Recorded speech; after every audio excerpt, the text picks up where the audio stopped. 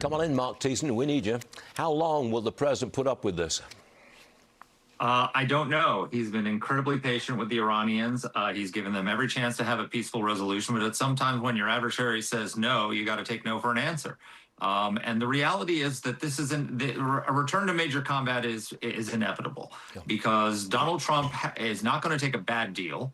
And the Iranians are not going to give him a good deal. He has certain red lines. The nuclear program has to be completely dismantled. The Strait of Hormuz has to be open and not under a constant threat of Iranian attack. And the Iranians are not going to give him those two things. So we're going to have to go back to combat, because we're going to have to finish the job. And it's going to have to be fast. You can't just let things go on and on and on. It's got to be fast. Do you think we should include taking out the Revolutionary Guard leadership? Absolutely. Look, we stopped this in April when we had the ceasefire. We stopped at the 20-yard line. We had taken out a lot of their leadership, but we specifically allowed some of them to survive in order to carry on negotiations. They've clearly not done their job, which is the reason they were spared was in order to negotiate, and they're clearly not doing it. So why should they be spared?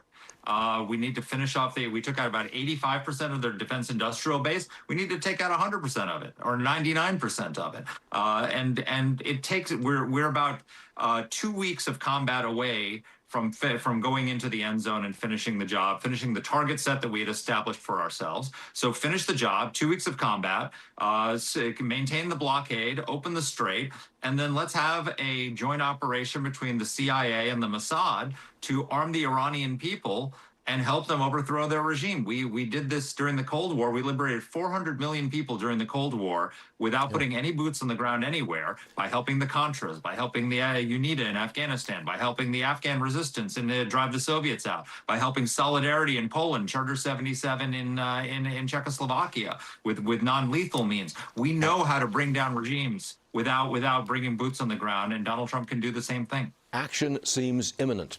Now let's bring it back home to domestic politics. I got to run this by you, Marc. Sure. Far left, and that's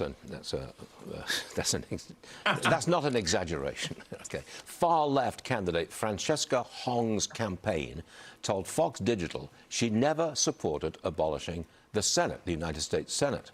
Okay, she's running for governor of Wisconsin. But look at this. In 2021, Hong posted on X, "Abolish the Senate." Now her campaign is saying she doesn't recall posting it. Marc, my question is, Hong is now leading in the polls for the governorship of Wisconsin, leading in the polls with ideas of socialism like that. Is she just saying this to win the election? Yeah, I mean, it's an interesting scenario, because you have, Ronald Reagan used to say with the Democrats, the left hand doesn't know what the far left hand is doing, right? But there's not that much difference between the Democratic Socialists and the Democratic Party. If you think about it, they want to get rid of the Democratic Socialists want to abolish the Senate. Well, the Democrats mainstream Democrats want to get rid of the filibuster, which would end the Senate as an independent institution. They want to get rid of the Supreme Court. Well, the Democrats want to pack the Supreme Court. Yeah, but if you just go through the litany of the things they want, but don't you find it astonishing? They're for the same thing. But don't you find it astonishing that Ms. Hong is leading in the polls by a wide margin? She's 30 points ahead of her closest rival. And look on your screen, look what she represents. Yeah. How is this possible, Marc?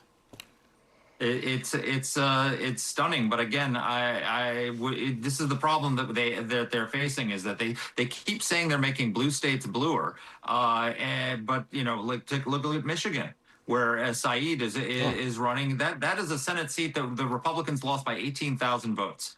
In Maine, which they have to take in order to take over the United States Senate, they nominated Graham Plattner, a guy with a Nazi tattoo who's a communist. And now they're stuck with the third place finisher in the gubernatorial primary. They're nominating these people hoping that they're going to bring energy to the party and bring out voters, but it's not going to work. And she's 30 points ahead. Unbelievable. Marc Thiessen, thank you very much indeed.